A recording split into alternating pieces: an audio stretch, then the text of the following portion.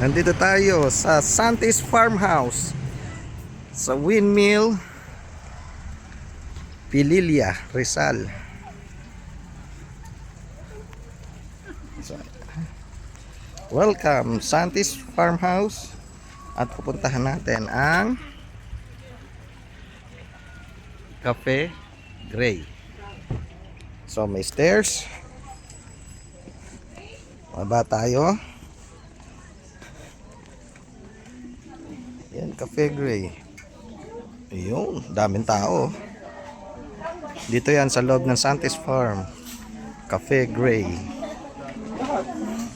Ito ang kanilang menu. May mga coffee, matcha. Tignan nyo na lang, pati ang mga prices. May refresher, DC, at meron din silang mga pastries, pizza, and rice meals. So, kahit magutom ka, meron kang makakain, hindi lang kape. So, ito ang mga tables and chairs ng Cafe Gray. Medyo maambon lang.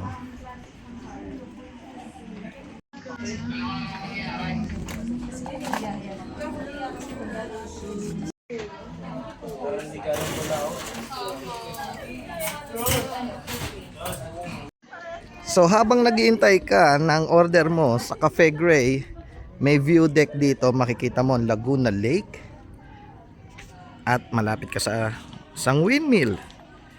So itong paligid niya, napakaganda oh. Yun. Oh, kaya lang medyo maambon tayo ngayon nandito. Yan. While waiting for our coffee. So tingin lang tayo dito sa view deck. Yan, meron pa dun sa taas. Umaambon lang, hindi tayo makakyat. Ayan, tabi-tabi ang windmill dito. Hindi ka nalalayo.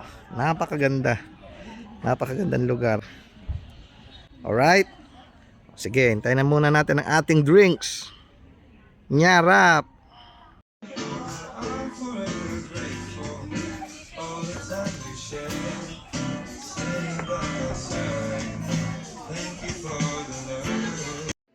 At eto na ang ating mga in-order na iba't ibang refresher drinks ng Cafe Gray dito sa may Pililla, Rizal.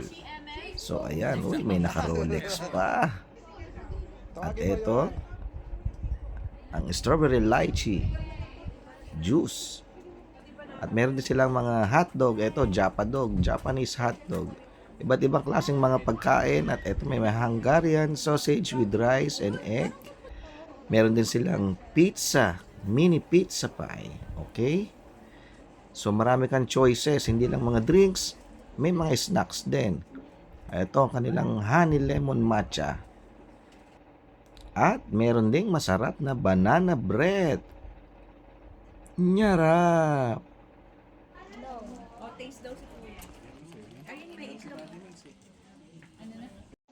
Very refreshing at affordable talaga ang drinks dito sa Cafe Gray. Kaya punta na kayo dito sa Pililla Wind Farms. At ito, ubusin ko na ang pizza. Alright, salamat. Nyarap.